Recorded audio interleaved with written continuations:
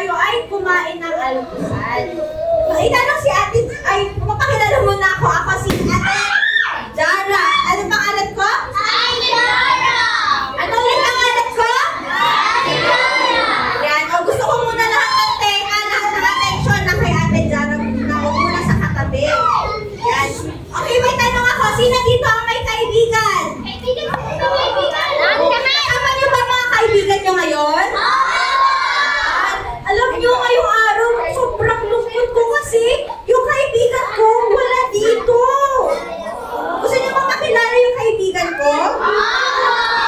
Dahil wala yung kaibigan ko kasi na-traffic siya sa EDSA, ito-drawing na lang natin siya. Okay lang ba? Okay lang bang i-drawing natin? Ayan, sige. Ang pangalan ng aking kaibigan ay si Tam-Tam. Ano pangalan ng kaibigan ko?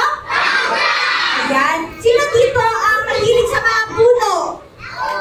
Sa mga animals? Sa mga hayop? Ayan. Pati yung kaibigan ko si Tam-Tam, mahilig din sa mga hayop, sa mga puno. Oh, sino dito mahilig manood ng movies?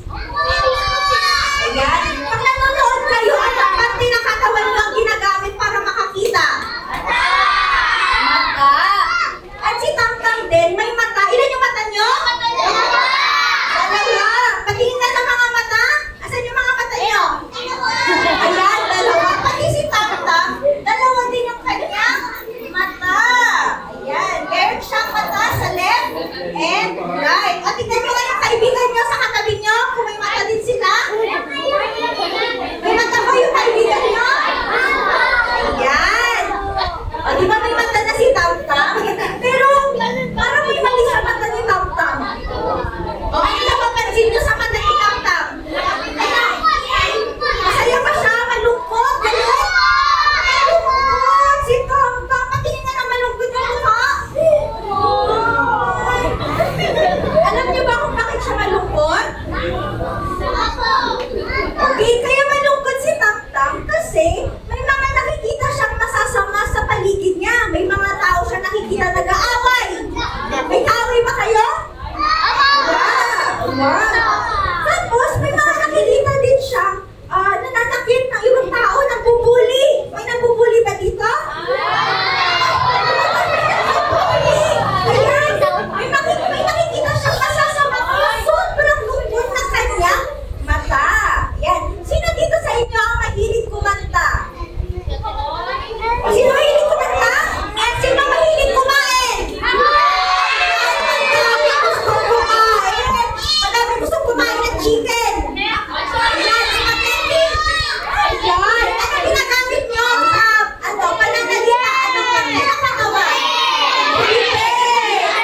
Ayan. Pati si Tam-Tam, may bibig din siya. Ayan. Oh, ano ulit ang papansin nyo sa bibig ni Tam-Tam?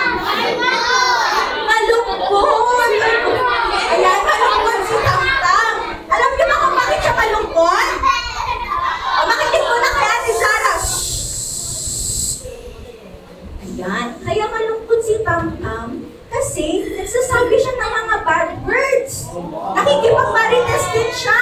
Tama ba yun? Hindi ba? Kaya sobrang lungkot na bibig ni Tam-Tam.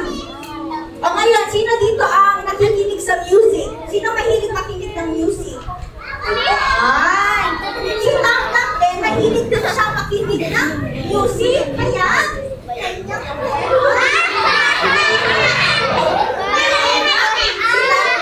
Tingnan mo nga yung katabi niyo kung may dalawang tenga. Wala!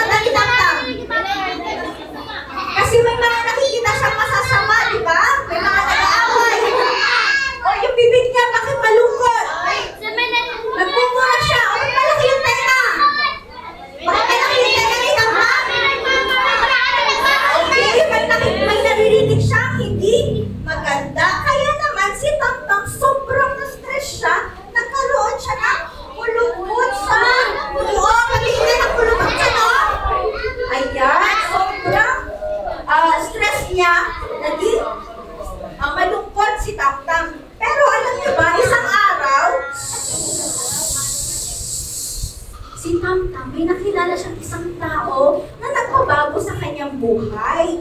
Noon dati, si Tamtam, sobrang lungkot niya. Pero ngayon, dahil nakilala niya ng tao na to, siya ay naging